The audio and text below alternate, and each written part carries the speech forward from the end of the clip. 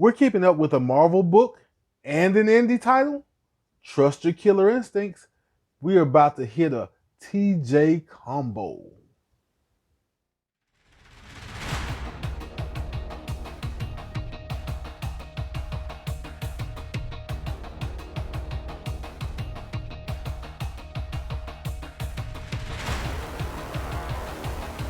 What is up, community? I'm TJ, aka Flash by Night, and once again, you are with me, keeping up with the comics. But before I get into the books we're going to keep up with tonight, sadly, I have to hit a book from the past with the whammy. That's right, we are no longer keeping up with NonStop SpiderMan. NonStop SpiderMan was okay for me, but it is not going to make my read list going forward for a few reasons. One is that it's a little too busy, and I found out that it's actually, I didn't think it was in continuity. It's actually in continuity with Amazing Spider-Man, which I don't like because I'm not sure if this Spider-Man and the one in Amazing feel the same. I know the book has a different premise, but I feel like they should feel the same, like the same character. And they don't feel like they're at the same stage of life or whatever. And even the Madripoor Fist Pumper, the Turkish Delight, Baron Zemo, he's a little young feeling for me. I'm really interested in what he's got going on with the drug issue in this book, but I may have to either catch it on the rebound, hear from someone else, get some notes from the community. But I think we will no longer be keeping up with NonStop Spider-Man. So now to the books we will be keeping up with. And the first book I want to keep up with is Heroes Reborn #1 by Jason Aaron. Of course, you see the bad Blade sports card cover. I picked this cover up because, I mean, it's Blade. And as we go through this book, you'll see that Blade is actually, at least for right now, the leader of this event. This event is kind of about Blade and what he knows about the Marvel Universe, which is that there are no Avengers after an event involving the Phoenix in the Avengers title. Blade wakes up basically sometime in the near future, and there are no Avengers to be found. He goes and looks for some of them.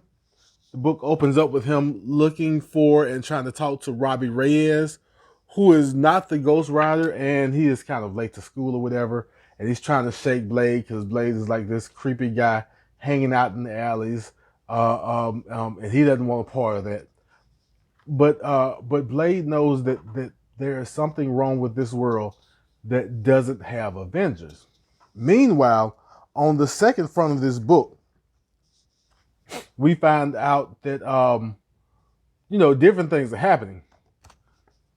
Like Dr. Doom, who has found the gem of Sidorak, and also kind of lost his country of is it Latvia or is it Latveria? I always forget. But he's kind of ousted out of this country because the United States, using the Squadron Supreme, brought democracy basically to his country. And so to get back at the Squadron Supreme and at the United States, he uses the power of the Crimson Gem and becomes Dr. Juggernaut. And you get this really, really great 2-page spread of him and Hyperion from the Squadron Supreme going at it. And what is fascinating about this for me is that we find out that the Squadron Supreme has basically taken the mantle of Earth's mightiest heroes, but they're kind of, led by Coulson. And Coulson also has a great role in this book. I won't give away that role, but it's great. But I enjoyed this book. It included Blade kind of giving us a verbal and visual tour of what our new world looks like without the Avengers. And he visits, like I said, he visits a couple that we see on screen who have no clue what he's talking about, and he's trying to convince them. He also faces off with at least one squadron member himself and tries to convince him that things aren't right. And he's not getting really far, but the story is great.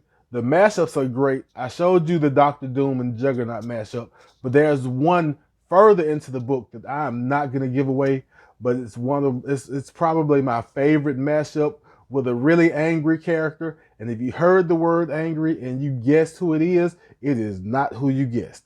But really good book. And also, there is a page towards actually at the end of the book where Blade thinks he got down to the sole reason why this has happened, why the Avengers don't exist and the world is different. And when I turned to that page, I could literally hear a certain cinematic theme song. It was almost like this was like the opening to an MCU movie for me. So I know the name Heroes Reborn kind of turns some people off because Marvel has used that title before, and either it wasn't popular or it was too long, or maybe it was okay back then, back in the 90s, but it hasn't aged well. For whatever reason, the name Heroes Reborn kind of turned some people off. I understand. And I can't vouch for the reason why Marvel named this Heroes Reborn. Like, they could have chosen any other name in the world, but they chose to reuse a name. But if I were you, I would not let them reusing the name sway me away from this book. I think this is going to be a pretty good event. I'm hoping that they can carry the momentum from issue 1 on through the rest of the event. I'm going to check it out. I'm going to try to build me a reborn army of people who are checking this book out with me. And I hope that you are ready to enlist. And the next book we are keeping up with is Nocterra #3 from Image Comics by Scott Snyder and art by Tony Daniel. I think most of us have some clue of or know of Nocterra. For those who don't know Nocterra yet, Nocterra is about a world where basically the sun went away. The world went dark. And when the world went dark, this toxic darkness started turning people into creatures, into monsters, basically. They call shades. And right now, picking up in this book, our driver, Val, and her brother Emery and a couple of other passengers are on the run from this villain named Blacktop Bill. But when we open up issue #3, the first thing we get, and I kind of like that they do this every issue, they kind of go back in time, back to when the big PM, which is the day the Earth went dark. They go back to when the big PM first happened, and they give you some kind of update. And in this book, they are introducing us to this doctor who is basically telling the world, what's going on with these shades, as they call them, how they are communicating on a whole different level than humans, and how you shouldn't trust them, even if they're still human form. You shouldn't trust them because while they're speaking to you in English, they're speaking to themselves in a whole different language, and it's all kind of creepy stuff. And we find out several characters who have become shades and who kind of demonstrate this problem. And then in the present day, as I said, our character Val is on the road trying to get away from Blacktop Bill. Blacktop Bill basically wants one of her passengers, who Blacktop Bill says has it was the one who caused the darkness to happen. And this character, older gentleman, I forget his name, but he basically says that he knows how to bring the light back. He has the answers. But right now we've got to worry about getting away from Blacktop Bill. And included in getting away from Blacktop Bill is another song. I'm having a cinematic night tonight, but we get introduced to Cherry Bombs. I don't know if you remember that song. I picked it up from Guardians of the Galaxy when it first came out, but really, really great song. But we need to get back on track. They're trying to run from Blacktop Bill. In the meanwhile, I had to ask the question, Scott Snyder, what are you doing to us, bro? Because things happen. Our race against Blacktop Bill kind of takes a turn for the worse. Also, there's another reason why Val and our passengers are racing against time. I think if you've read issues 1 and 2, you probably know why we're racing against time. But we're racing against time, and we're finding out more secrets about our passengers, and more about the Big PM, and more about Blacktop Bill. I like how they're opening up Blacktop Bill as a character. They're giving him something to really build off of. And I believe that in the coming issues, that Blacktop Bill is really going to shine as a villain. He's already kind of creepy because you never get to see his face. But I believe over time, he is really going to get his chance to shine.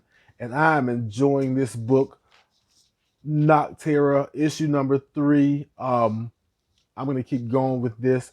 I will probably never end up throwing this shade. Dad joke. Yeah. So go ahead and pick up Nocterra number 3. Get on the train or get on the truck as it may, or as it were, and enjoy this book with us. So that was Keeping Up with the Comics, with a TJ combo, as I call it. And of course, we lost one book in the beginning, but we picked another one up, and the third is solidified as a book we're going to keep on rolling with. If you enjoyed yourself, if you enjoyed the content, if you may be tempted to pick up one of these books, go ahead and hit that like button. And if you want to keep up with me, keeping up with the comics, go ahead, hit the subscribe button, hit the notification bell, do all the good YouTube things. If you think I missed anything, or you want to weigh in, or you just want to stop by and say what's up, go ahead and drop comments. They're always welcome. It's kind of what the community does. But as I always say, love yourself, love others, and I will be back in a flash.